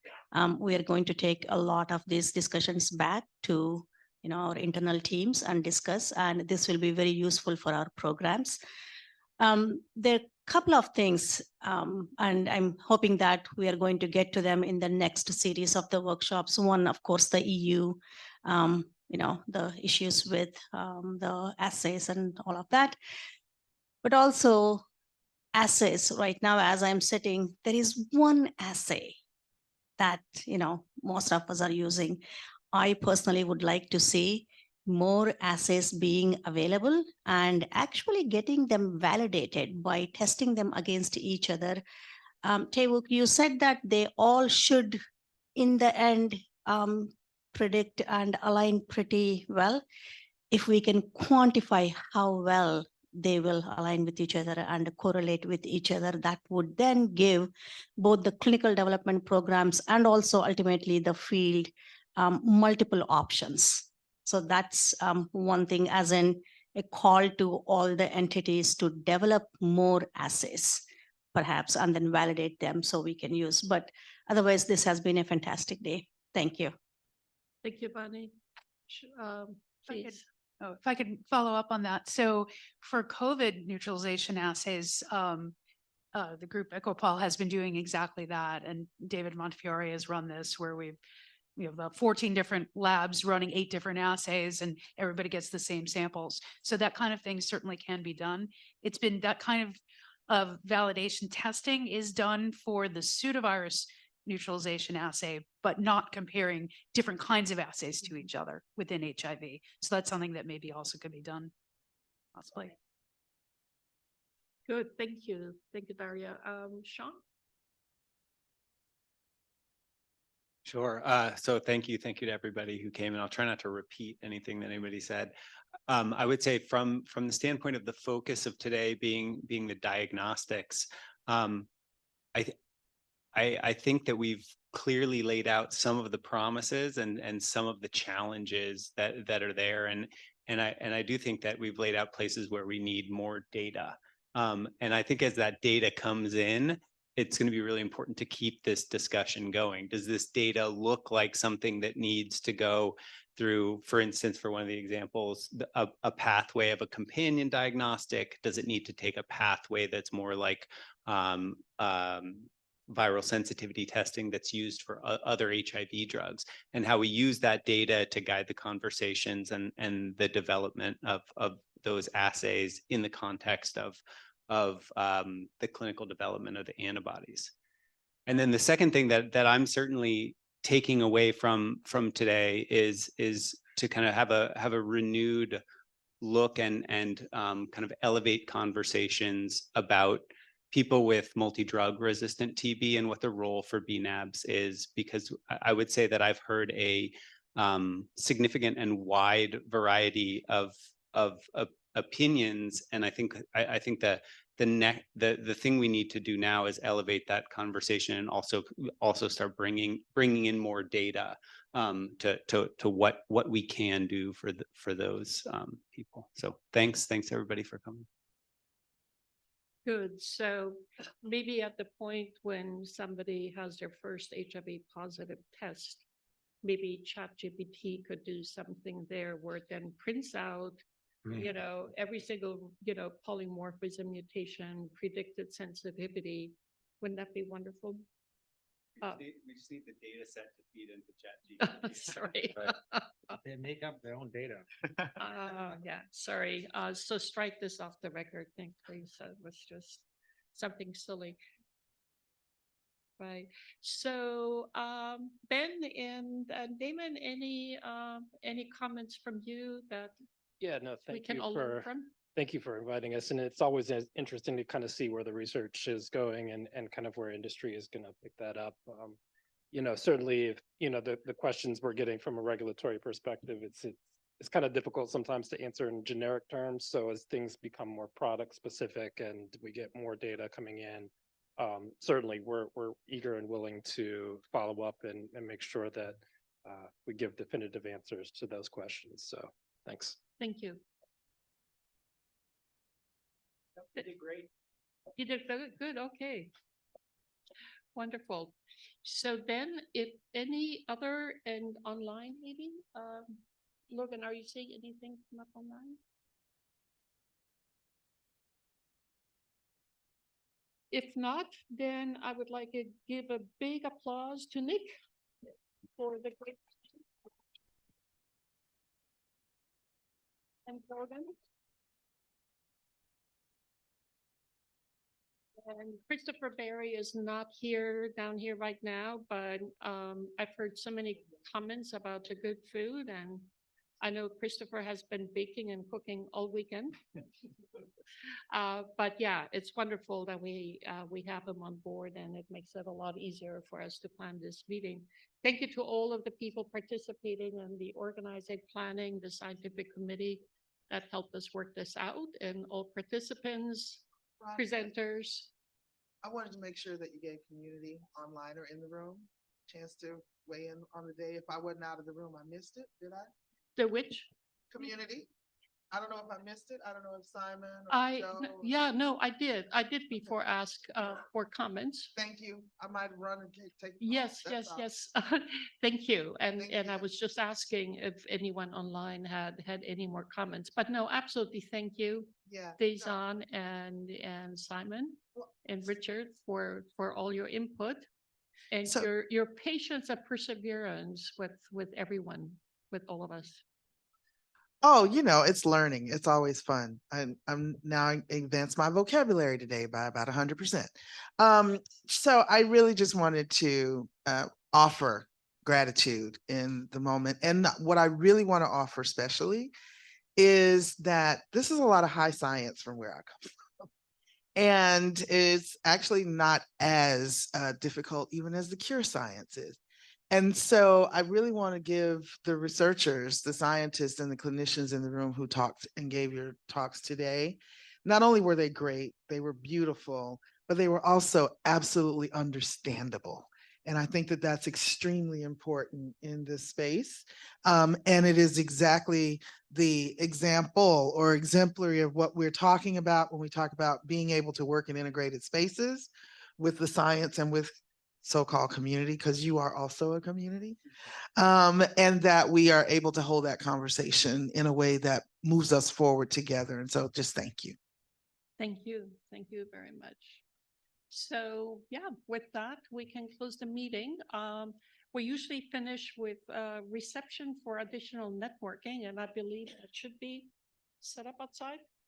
So enjoy. If you don't have to rush off to the airport right away, do a little bit more nibbling and networking, and we'll be in touch. Thank you. Thanks.